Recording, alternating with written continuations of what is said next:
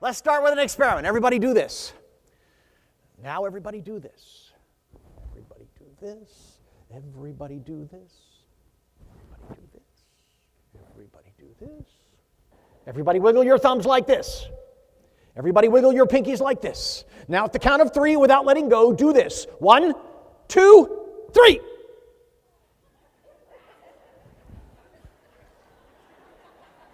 Any questions so far?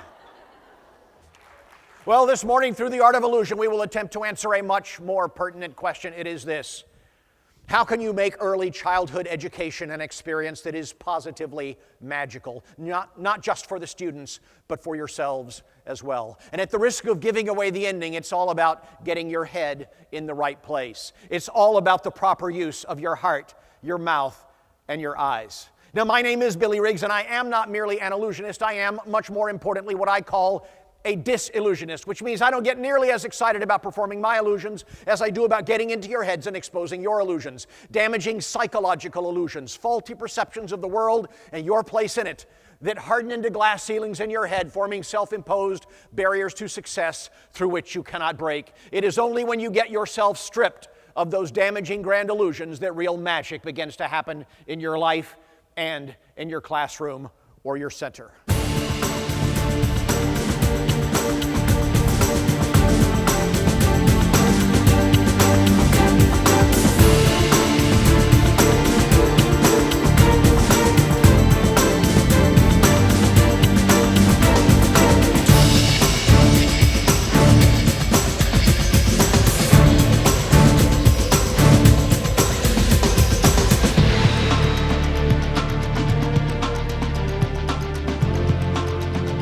Would you please lift the 2 near corners of the tablecloth and take a peek beneath? Is there anything unusual under there?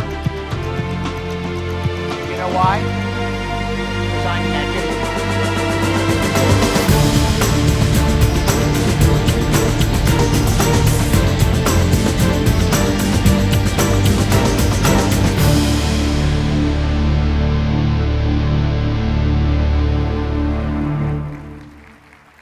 What you just saw is a table moved by an invisible force, a completely natural force, I assure you. But your life in a similar fashion is moved by a host of invisible forces: your beliefs, your assumptions, your biases, your defense mechanisms. But there are 3 of them I want to talk about today. I'm going to encourage you to get on the ball in 3 specific areas of your life. The story goes that the mayor of a large city was being driven back to work after a luncheon speech when the limo pulled up to a traffic light and came to a stop. The mayor glanced out the window and saw 2 city employees hard at work. One of them dug a hole, the other came right behind him and filled it in. The mayor thought this was odd, but before he could say anything, the light changed and the limo pulled away. Yet as they traveled, the mayor could see on both sides of the boulevard, every 50 feet for the next 2 miles, was an identical filled-in hole. By the time he got back to City Hall, the mayor was livid at this obvious waste of the taxpayers' money. So he dispatched an aide to find out what was going on. 2 hours later, the aide returned. He said, "Mayor, it's nothing to worry about. Turns out usually that's a 3-man crew. But the 3rd guy's on vacation this week, and he's the one that plants the trees." There are very few things in life so sad as going through the motions of doing your job with no higher purpose in mind. And yet that is what hundreds of millions of people do every single day of their working lives. They go off to their workplace and they check off all of the demands required of their job description and then go home with no higher goal in mind than just growing older and paying the bills. But you dare not and you need not allow that to happen to you. I hope that you figured out by now that when you work with children, you don't have the luxury or the drudgery of going to work as cavalierly as an accountant at Microsoft or an engineer at Motorola or a busboy at Applebee's might. This cannot be just a job for you. It's too important for that. This should not even be merely a career. It's too critical for that. This, as the governor said, is a calling. This is a life mission. This should become for you a magnificent obsession, one that is utterly worthy of the investment of this, your one and only life. You cannot do a job this important for a paltry paycheck. The people in this life who are highly influential and who enjoy their careers are people who do not work for a paycheck. They work for the fulfillment of what I call a magical dream, a noble cause. And it is just the paycheck they use to pay their bills as they pour their hearts, their souls, their minds, and their energies and their very lives into a noble cause. And what is that cause? The cause is the magic of early childhood education.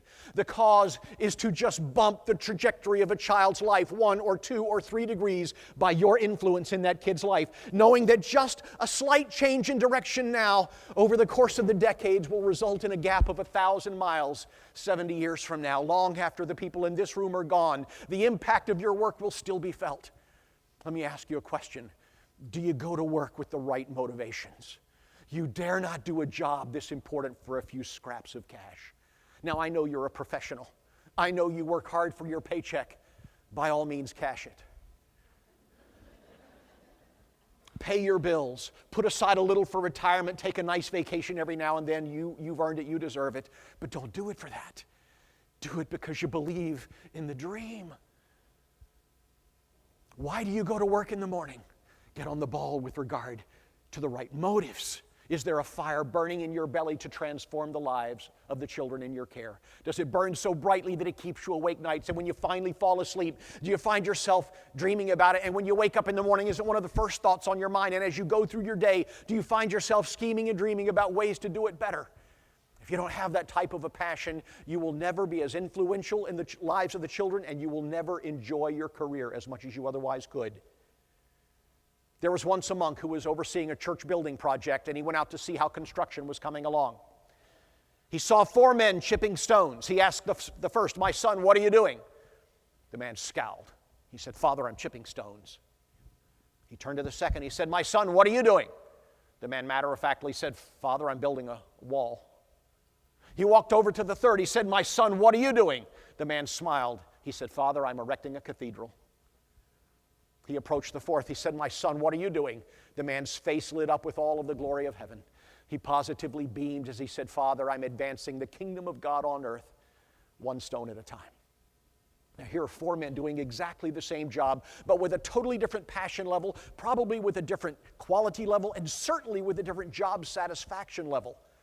Listen carefully. I believe that it is your solemn duty as a person who works with children to ruthlessly discipline yourself every day that you come to work to give that 4th level of an answer. I wonder if 6 months from now I was to walk up to one of you people that work in a nursery center and ask you what you're doing, what would you say? Changing the same freaking poopy diaper on the same freaking table in the same freaking center that I've been working at for 25 freaking years. And that's longer than freaking has even been a word. Or would you say, I'm making sure that the children that come through my care, even if they never get it at home, they know what it is to be loved and treasured as every human being ought to be. Maybe I walked up to one of you in pre-K in some school district and say, "What are you doing?" What would you say? "I'm teaching the same silly song to the same groups of unruly kids that I've been teaching for 15 years. Or would you say, "I'm making sure that the kids that leave my care leave here on a trajectory for college instead of prison. That one day they'll have careers instead of jobs. That they'll grow up with pride and self-esteem instead of shame and embarrassment their whole lives. That they never once as an adult have to ask anybody if they want fries with that. That they become contributing, tax-paying members of society instead of drains upon it. Come to think of it, I'm probably making sure that their kids and their grandkids and their great-grandkids follow suit. I'm transforming the world, one poopy diaper or one silly song at a time." Never forget why you do what you do. Get on the ball with regard to pure motives. Now, people are always asking me how I got started as a magician. I will never forget that momentous day when the host of my favorite TV show literally set the course for my life by teaching the viewers a simple magic trick. What I'd like to do is reenact that day for you so that you can enjoy it along with me. In order to do this, I will need to borrow something from the audience. Don't get nervous, not a person. I actually need to borrow a woman's pocketbook. That's a little too small. Ma'am, can you think of anyone? And I mean anyone in this entire room who might be willing to allow me to borrow her purse? Anyone? Can I take a look inside of it? You know, most restaurants will wrap that potato salad. I'm kidding. That's what I need. It doesn't open right. Can I borrow your purse? Is this yours? Oh, what is it? It's a briefcase. No, this is briefcase. That's okay. It's God's will. So I can't borrow it? Where are you from? Okay, everybody, pass your wallets this way. Trust me, I'm a magician. Is it okay if they see the inside of it? The host of my favorite TV show said we were to get our mom's favorite handbag with which he would teach us to do a simple magic trick. This portfolio will represent my mother's favorite purse when I was just a little boy.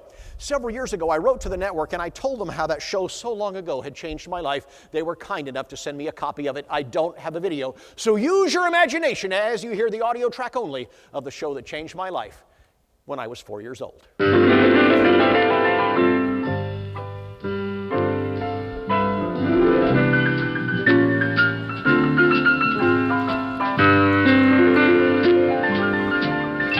It's a beautiful day in this neighborhood, a beautiful day for a neighbor. Would you be mine? Could you be mine? It's a neighborly day in this beauty wood, a neighborly day for a beauty. Would you be mine? Could you be mine? I have always wanted to have a neighbor just like you. I've always wanted to live in a neighborhood with you. So let's make the most of this beautiful day. Since we're together, we might as well say, would you be mine? Could you be mine? Won't you be my neighbor? Won't you please? Won't you please? Please won't you be my neighbor?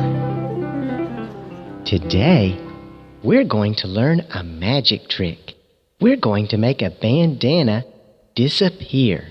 Can you say bandana? Bandana. Sure, I knew you could. First, you'll need to take out a bandana. Now, fold the bandana in half. That's right, fold it in half.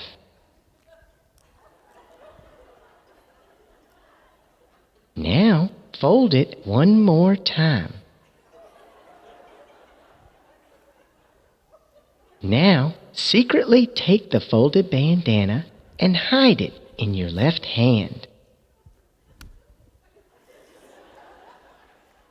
Be sure to keep your hand in a natural position. This is known as palming. Now that you've perfected palming, we're ready to begin. Open up the folded bandana.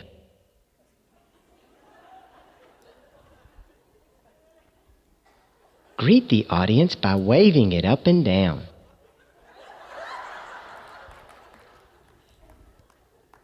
To prove that it's a real bandana, let a member of the audience wipe his face with it.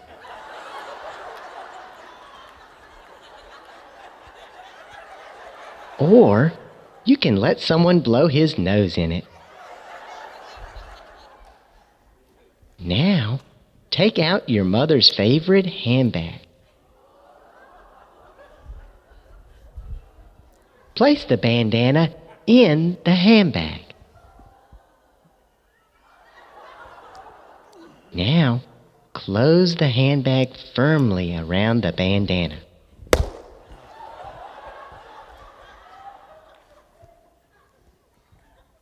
What the audience doesn't know, neighbor, is that you never put the bandana in the handbag at all.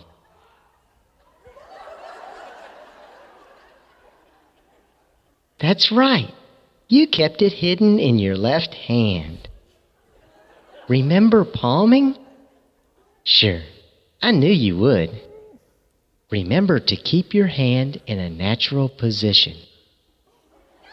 Now, make a magical gesture over the handbag.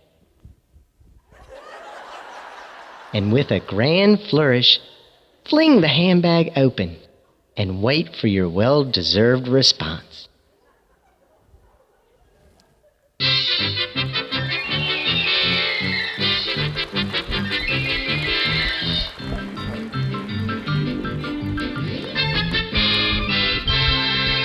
Okay, some of you are wondering how I did that.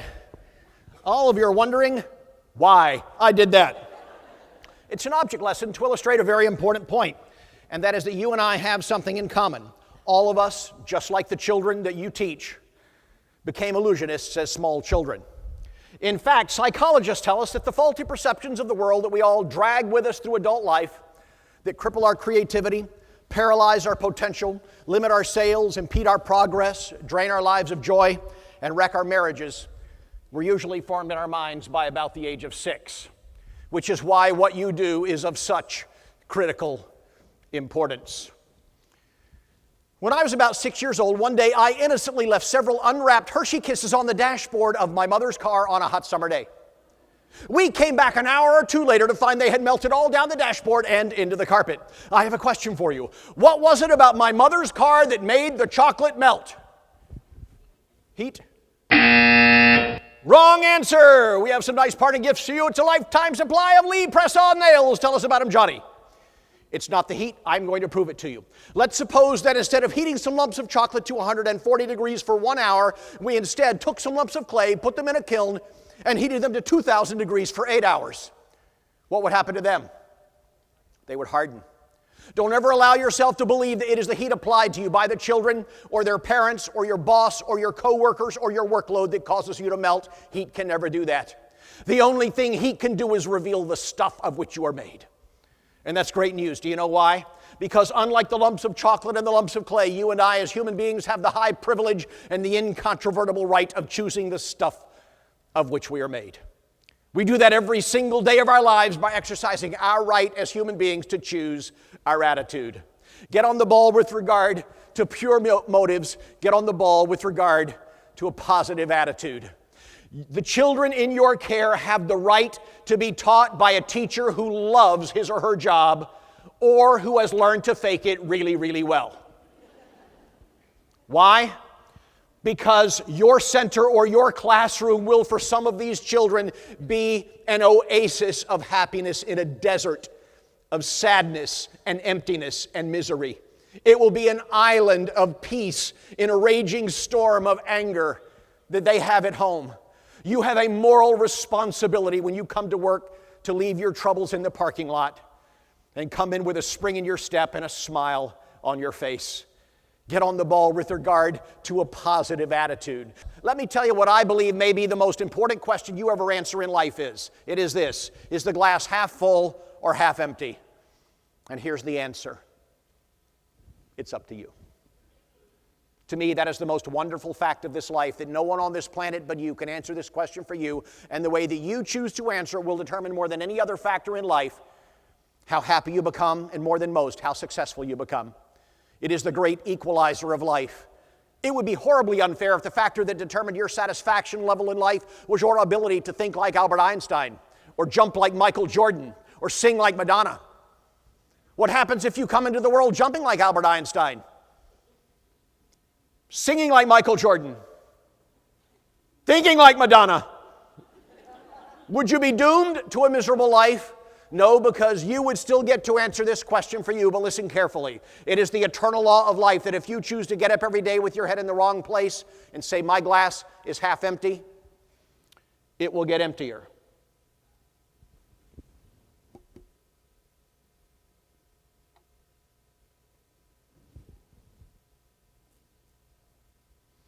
The consequence of a negative attitude is that you will attract bad things and bad people to yourself, and over the course of your lifetime, you will drain your glass to the dregs of all of the joy that you otherwise could have known.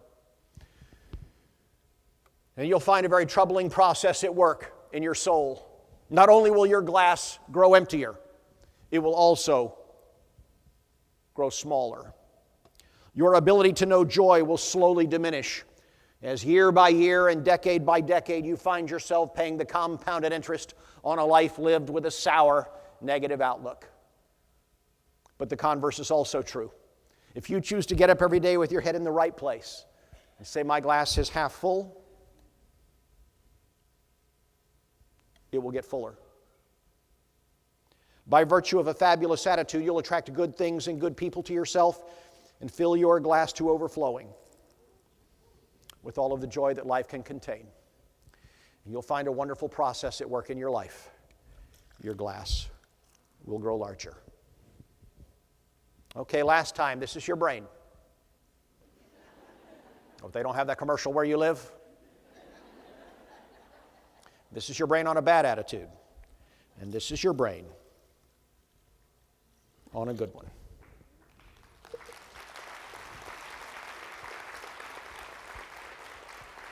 However, word of warning.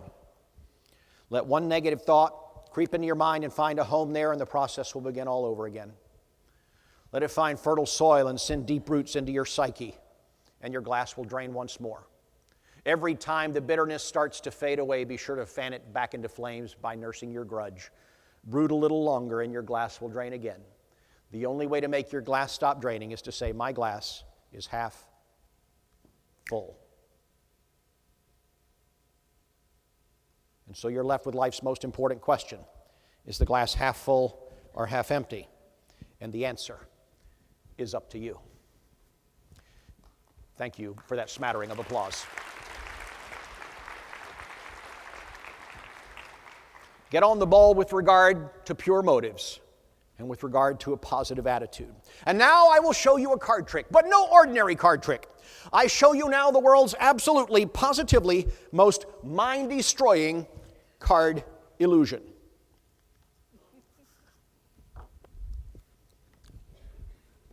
Do you agree that these cards are all different? Is that fair? Craig, can we get a shot of those? Or those are all just a normal deck of cards, except for very large so that you can see it, okay? So, ma'am, would you do me a favor? Point your right index finger right at the sky and lay it on the back of any card here. Not that one.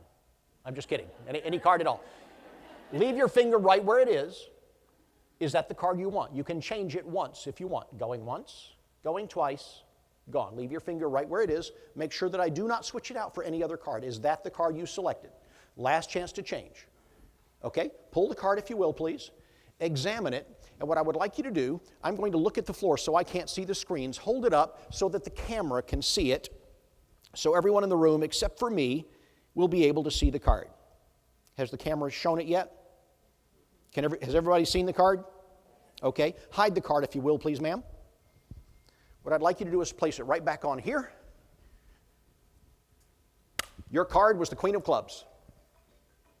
That will be your secretary reminding you to turn off your phone.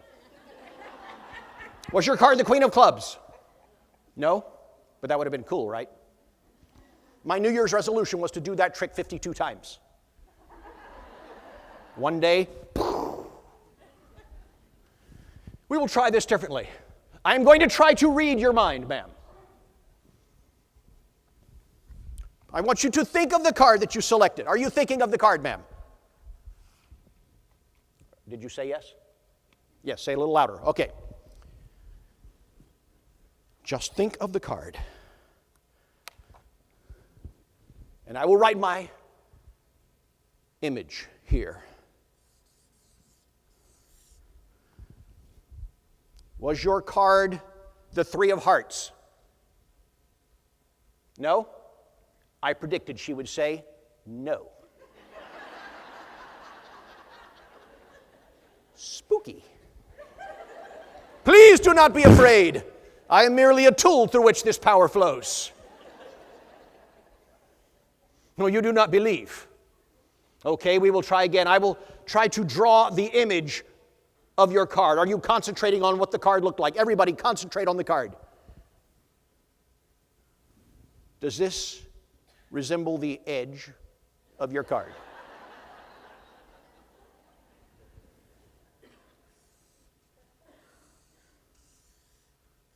Did I get the general shape right? That was the easy part.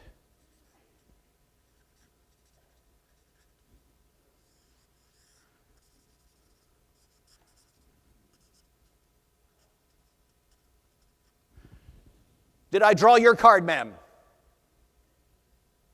No. Your card was not the Ace of Spades. Well, you sure screwed that up, didn't you?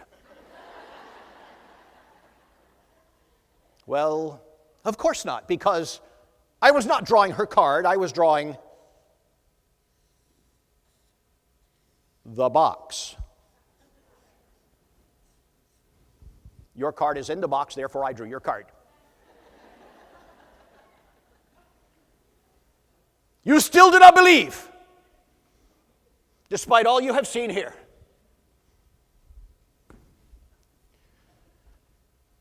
Watch.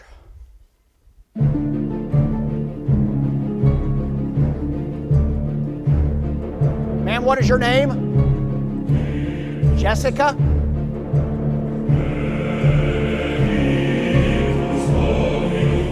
Jessica, what was your card? Shout it, what was it? 6 of diamonds? What?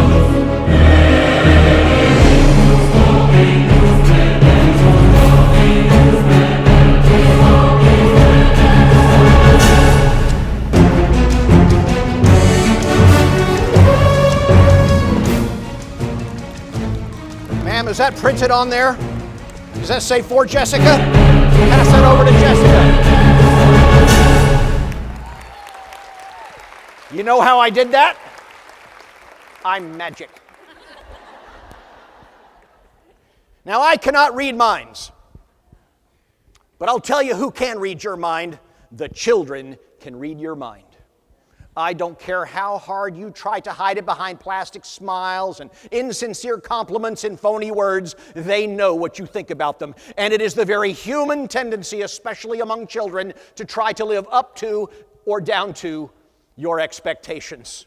Which is why you are going to have to get on the ball with regard to high expectations. There was a fascinating study run in San Francisco, California in 1964.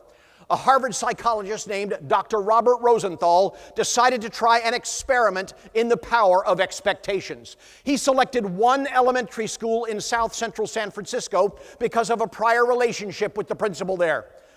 On day one of classes in the autumn of 1963, he gave every student at Oak Elementary School a standard IQ examination, tabulated the results, and then deliberately misled the teachers. He told the teachers what he had actually done was administer the Harvard test of inflected acquisition, a completely bogus name for a test that did not exist, but which, he told the teachers, had been designed at Harvard for the purpose of predicting which students were about to blossom, come into their own, finally get it, have their best year ever, experience an educational growth spurt. He then randomly selected the names of 20% of the students in that school, gave them back to the teachers, and said, according to our test results, we think these students will blossom this year.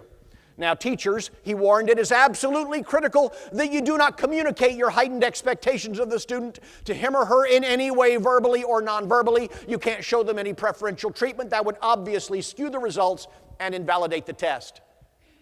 I don't even have to finish the story. You know what happened, don't you? At the end of the school year, he came back and gave every student in Oak Elementary School the very same IQ test they had taken 9 months earlier. Among the students whose names had not been picked, the 80%ers, as ready to blossom, their IQ did exactly what it was supposed to do, little or no change. But among the 20% of names who had been randomly picked as ready to blossom, their IQ score had risen on average by 13 points. A few students in the first and second grade saw their IQ score shoot up 30 points in one academic year. Folks, a 30-point IQ swing is a neuroscientific tsunami. The difference between an 85 IQ and a 115 IQ represents the gap between a waiter and ready for law school. IQ is never supposed to change. It's supposed to remain the same from the cradle into old age. What happened? Well, you know what happened. Something in that teacher's eyes communicated, I believe in you. And those students came out of their seats with motivation as never before in their lives because one teacher believed in them. Now, I don't know if their IQ actually went up or not. I'm not even sure if that's possible. I kind of believe that it's hardwired into the central nervous system at conception. But even if their IQ didn't actually go up, their I try did. And that's the point. Their I believe in myself went through the roof. Their I'll do my absolute best skyrocketed because somebody believed in them. And so you have to use your eyes, teachers, to communicate high expectations of every student. Dr. Rosenthal put spies in the classroom that entire academic year to see if they could detect anything that the teachers did differently with the 20%ers than they did with the 80%ers, and they observed 4 distinctions. First, They said the teacher looked at the 20 percenters with greater love, warmth, and affection, which told the child, you're special. And like magic, those children began to think of themselves as special. I've been a scout leader, Cub Scouts or Boy Scouts, for more than 10 years now. I've been the scoutmaster of my son's Boy Scout troop for the last 3 years. I've got 65 boys in my troop, and I want every single one of them to believe that he is my favorite. When I look at them, I want them to sense that I have great expectations for them. I'm constantly pulling them aside and saying, don't ever tell anybody I said this, but you're going to be one of the greatest leaders this troop ever produced. You're going to be a remarkable man. Secondly, they said the teachers called on the 20 percenters more frequently than the others. She gave them more opportunities to participate in class, which communicated to the child, you're one of my best students. And abracadabra, they were. Thirdly, she gave them different assignments and more assignments than the 80 percenters because she lived under the illusion that these students were better equipped to do the work than the 80%. And presto changeo, they were. Finally, she gave them different feedback. When one of the 20 percenters did good work, she would be effusive with her praise. She would say, you see, I knew you could do it. I told you you could do it. But when they turned in bad work, she'd throw it right back in their faces. She'd say, you are smart. You can do better than this. Do it again. And they did. But when one of the 80 percenters turned in bad work, she wouldn't say much of anything. She'd just look at them with a disappointed expression on her face, shake her head a bit, and walk away as if to shrug her shoulders, throw up her hands, and say, well, what else should I expect? You weren't ready to blossom anyway. Double, double toil and trouble. Fire burn and cauldron bubble. Dark magic flew out of that teacher's eyes and enveloped that poor child in a shroud of negative expectations. And mumbo jumbo, that child was not, in fact, ready to blossom, and they didn't. Do you know what the most haunting aspect of Dr. Rosenthal's study is to me?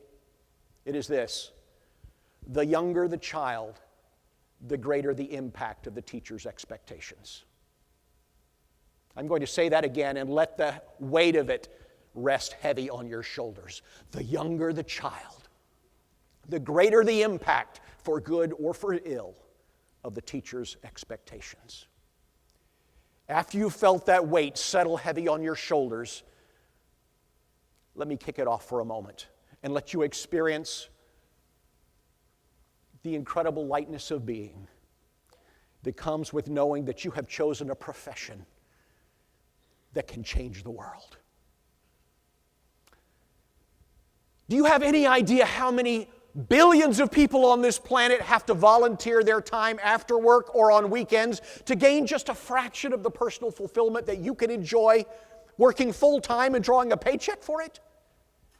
If you ever get your head fully wrapped around that concept, there will be times when you wake up in the middle of the night with tingles running up and down your spine in wonder and amazement that they will actually pay you to participate in a cause so worthy and so noble as taking care of the world's most precious resource.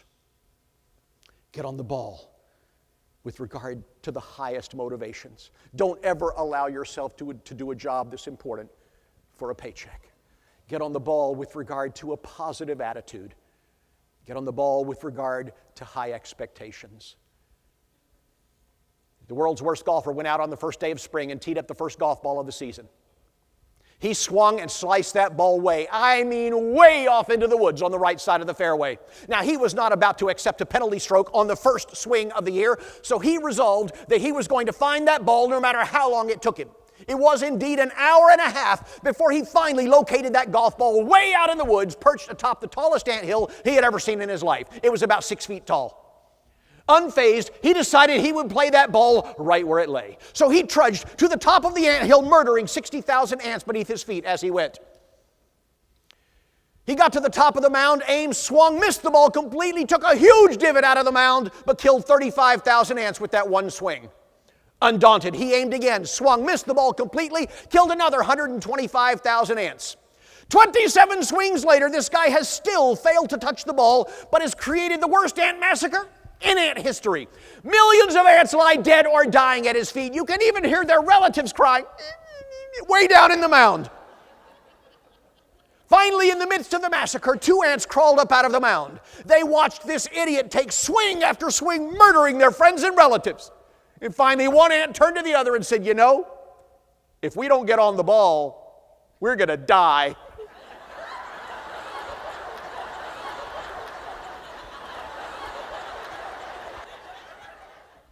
If you don't get on the ball with regard to pure motives, positive attitude, and high expectations, you won't die physically. But you will experience your career as a dead end. You will go through your job day in a zombie-like state. And you will slide relentlessly, slowly, gradually into an unremarkable grave. But if, on the other hand, you get on the ball with regard to your motives, your attitude, and your expectations, you will experience your life as an adventure in building the foundation for excellence in precious children.